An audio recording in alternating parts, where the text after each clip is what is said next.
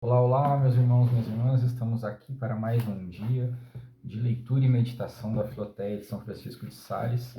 Estamos aí indo para a reta final, da nossa quaresma, indo para a reta final da nossa leitura da parte de oração, né? A gente leu a primeira parte, a segunda parte, acho que a gente consegue terminar essa segunda parte aí até a Páscoa. Acho que só vou ter que juntar 2 capítulos aí, a gente consegue e a gente cumpre um bom papel nessa quaresma, né? A primeira e a segunda parte são muito importantes e a gente vai ter fechado aí a nossa missão quaresmal dessas meditações diárias.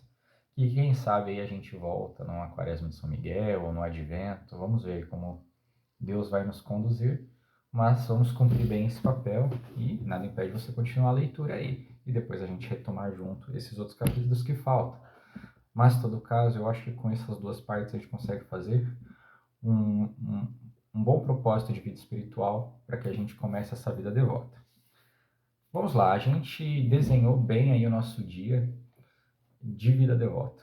A gente sabe que a gente precisa ter os exercícios da manhã, precisamos ter os exercícios da noite, tá? Então, de manhã, oferecimento, de noite, exame de consciência e o coração de tudo, que é a meditação, que é a oração mental, que é essa oração que brota do coração, a oração espontânea, oração que nos leva a contemplar os mistérios da vida de nosso Senhor Jesus Cristo, tá? Como fazer a meditação, a gente explicou ostensivamente aí nos últimos vídeos. Esse é a base do nosso dia. Mas lembra que eu falei para você, acho que foi no último, que não se trata de encher o dia de propósitos. O que a gente precisa levar em conta é que a gente está falando de amor. A gente está falando de uma relação. Não podemos perder a conta de que isso aqui que a gente está falando é uma relação. Uma relação de Deus conosco. Santa Teresa d'Ávila, eu repeti isso várias vezes, fala da oração como tratar de amizade. Né? A gente pode falar que a vida espiritual é tratar de amizade. A gente está falando de uma relação de amor, uma relação amorosa, assim como o esposo e uma esposa, eles alimentam esse amor todo dia, nós alimentamos o nosso amor para com Deus.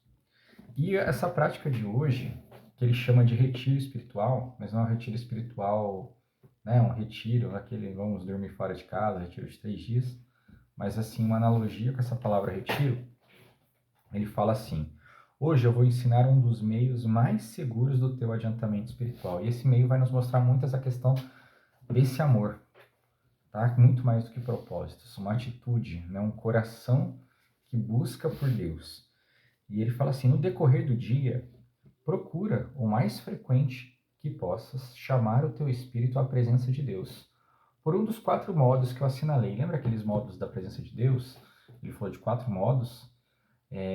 Acho que tinha a contemplar a grandeza de Deus, a gente contemplava Deus ali como alguém que estava do nosso lado, a gente contemplava ali Deus como numa cena. Então, ali a gente contemplava Deus na sua humanidade. Tinha 4 modos que a gente volta a alguns vídeos que você vai achar aí. E ele fala assim: busca se colocar na presença de Deus algumas vezes durante o dia. Faz isso. E ele fala assim, como se Deus tivesse, como se eu estivesse ali do lado dele.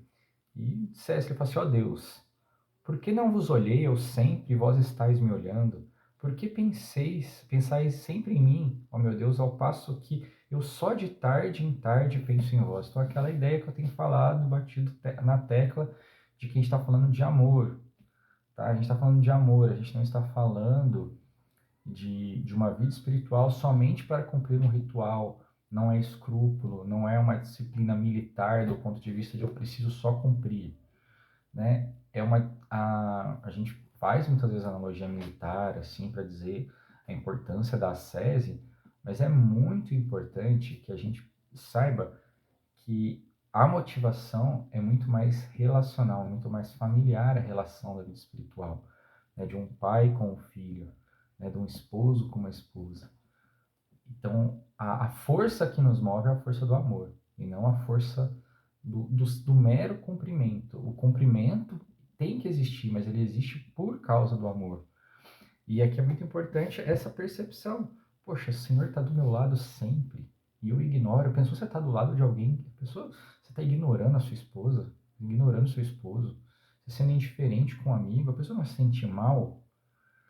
É claro que Deus não se sente mal, porque Deus, né, ele é a perfeição pura, mas você está agindo bem para com Deus, né? Deus ao seu lado o tempo inteiro e você nem prestando atenção na sua presença, nesse olhar. A gente está falando de relação aqui.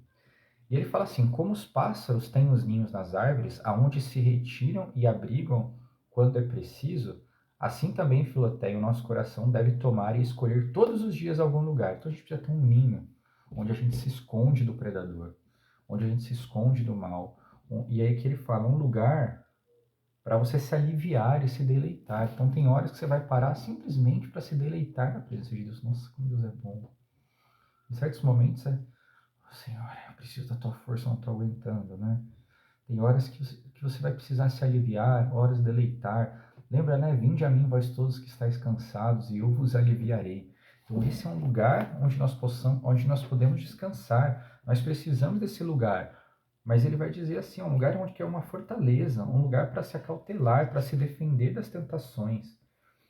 Ele fala assim: vós sois a minha casa de refúgio, a minha fortíssima muralha, o teto que me defende da chuva, a sombra que me livra do calor. E Deus é esse lugar para o qual nós vamos nos retirar. Mas ele vai explicar, né, que esse retiro ele não é um local, não é necessariamente você sumir, né, você está num lugar para trabalhar, eu vou para o banheiro para rezar. Não é isso. Você não vai fugir dos seus deveres, você não vai fugir de onde você tem que estar.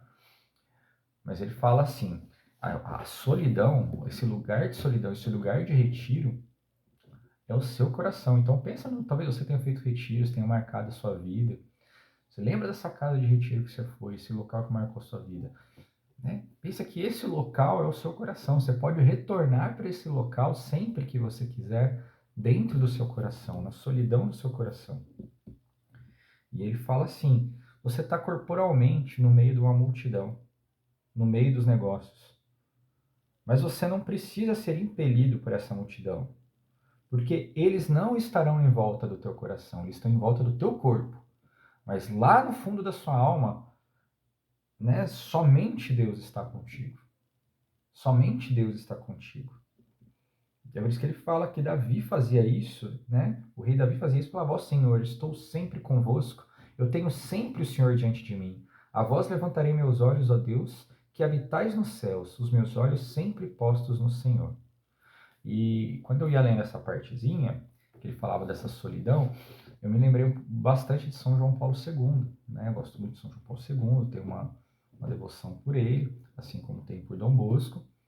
E com São João Paulo II é interessante, né, porque alguns trechos da biografia, de uma biografia que eu li dele, dizia muito isso, que ele cultivava muito bem essa solidão.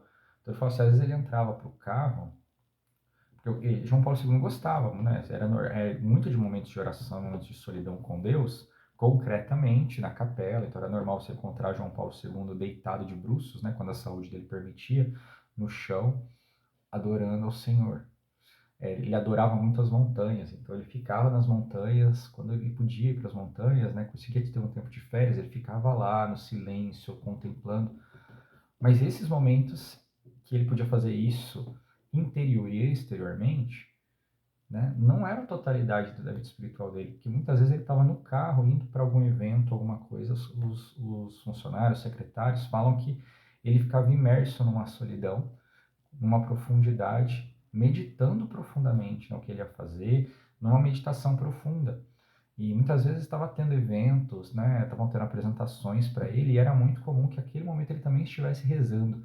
Não é que ele não estava prestando atenção, que ele não estava vivendo o momento, mas ao mesmo tempo era difícil competir com a presença de Deus ao qual ele era tão próximo. Então ele prestava atenção, mas era muito comum que em meio a essas coisas ele também se retirasse interiormente para a oração. Então é muito interessante você ver um santo que viveu plenamente isso que São Francisco de Sales está falando. Eu ia falar aqui também de Santa Catarina de Sena, que numa época os pais delas não permitiam que ela tivesse toda a comodidade, tempo, lugar para rezar. Então, né, o Nosso Senhor inspirou ela a fazer da sua alma um pequeno oratório. Então, já que ela não podia ir para a capela, não podia ir para o oratório, a própria alma dela se tornou esse lugar. Ela falava que era um gabinete interior ou uma cela interior. Cela é onde as monjas ou os monges nos mosteiros vão para ficar sozinho, né? É o quarto deles, a cela deles, é o lugar onde eles ficam em silêncio sozinhos, onde eles conseguem se desligar do mundo exterior. Então aqui é a cela interior, né? Mais uma vez a ideia da solidão. Você fala, retira, né? Então esse é o retiro espiritual, para dentro do teu coração. E aí ele pega mais um salmo de Davi e fala assim: velei-me e fiz-me semelhante ao pelicano da solidão. Estou como o mocho ou a coruja nos esconderijos da parede, e como o pássaro solitário no teto. E ele pega, e São Francisco de Sales pega essa analogia e fala que são 3 excelentes retiros, 3 excelentes cenas do Evangelho para a gente meditar.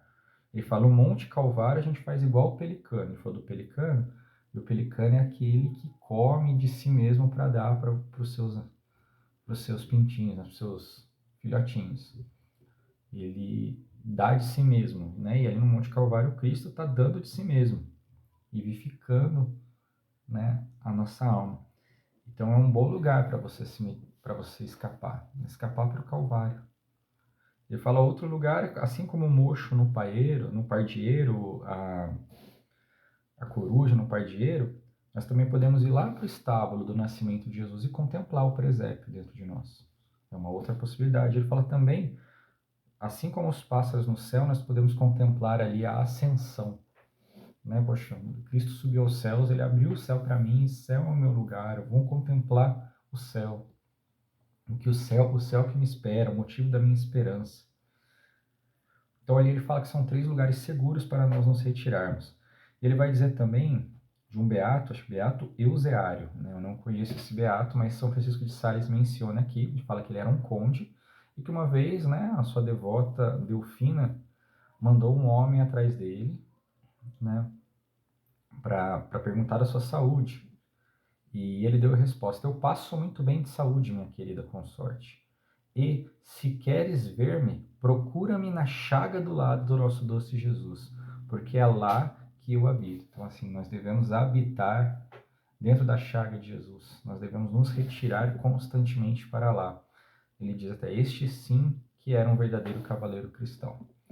Eu acho que esse texto de hoje, né, esse momento de hoje de reflexão, é para a gente entender que a gente está falando de amor. E quando a gente está falando de amor, a gente quer sempre estar junto do amado, da amada, a gente quer sempre se retirar para a sua presença. E é isso que devemos fazer todo santo dia. No meio dos afazeres, não estou falando de você se desligar, as pessoas estão ali, de repente você ajoelha na frente de todo mundo. Não, você não, né, dentro do seu coração, as coisas estão acontecendo, que você para, dá uma respirada, você vai para lá, tá? Não perca isso de vista. Vamos tentar enriquecer a nossa vida para termos realmente uma vida devota, como São Francisco de Sales nos propõe. Até amanhã. Tchau, tchau.